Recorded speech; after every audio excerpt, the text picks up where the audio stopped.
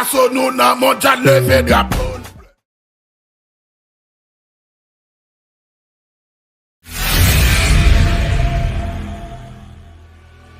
Mesdames, Messieurs, bonsoir. Merci d'être avec nous pour votre rendez-vous axé sur la Coupe du Monde de la FIFA 2026 sur Alors TV.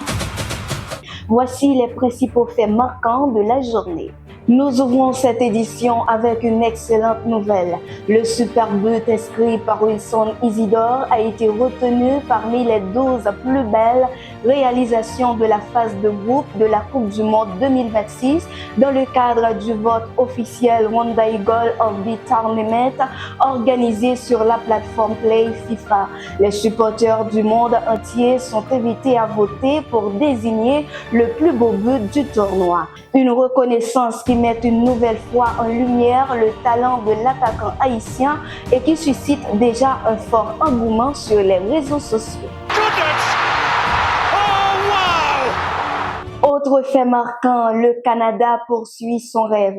Les Canucks se sont qualifiés pour les huitièmes de finale de la Coupe du Monde pour la première fois de leur histoire grâce à une victoire 1-0 face à l'Afrique du Sud. Le héros de la rencontre se nomme Stephen Eustaquio, auteur du but victorieux dans le temps additionnel à la 91e minute. La République démocratique du Congo a également écrit une page de son histoire. Menés au score par l'Ouzbékistan, les Léopards ont renversé la rencontre pour s'imposer et décrocher leur première victoire en phase finale de Coupe du Monde, synonyme de qualification pour les 16e de finale. L'Afrique confirme d'ailleurs son excellente Coupe du Monde.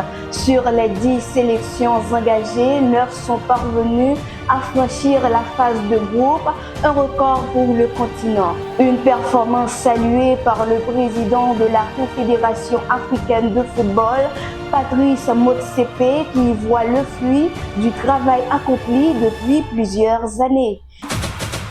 Au Portugal, Roberto Martinez a pris la défense de Cristiano Ronaldo.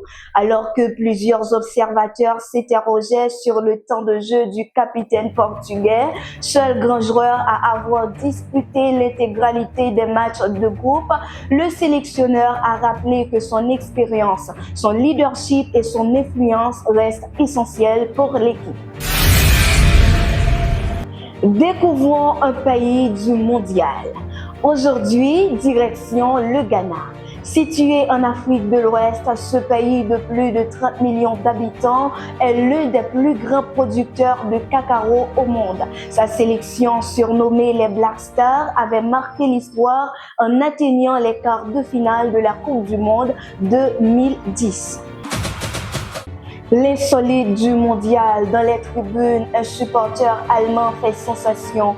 Connu sous le surnom de Freddy, il parcourt les villes hautes en cachant systématiquement son visage derrière une photo de Cristiano Ronaldo. Devenu viral grâce à ses vidéos pleines d'humour, il est aujourd'hui l'un des supporters les plus populaires de cette Coupe du Monde.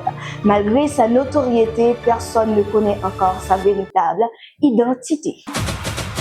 Dans les coulisses du mondial, avec 48 nations présentes et des dizaines de langues représentées, la communication constitue un véritable défi pour les organisateurs.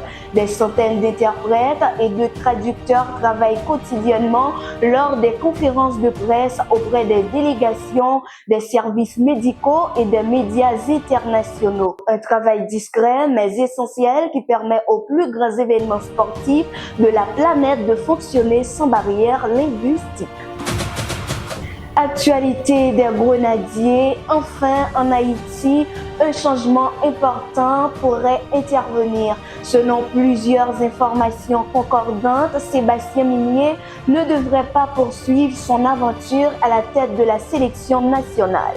La Fédération haïtienne de football aurait déjà entamé les démarches pour lui trouver un successeur, alors que le technicien français souhaiterait relever un nouveau défi.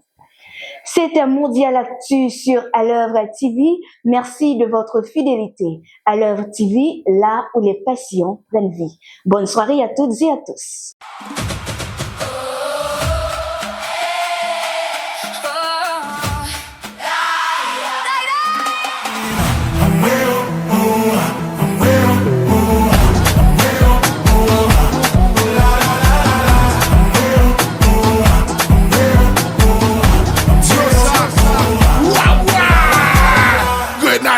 à la sonne, nous n'a mondial levé drapeau.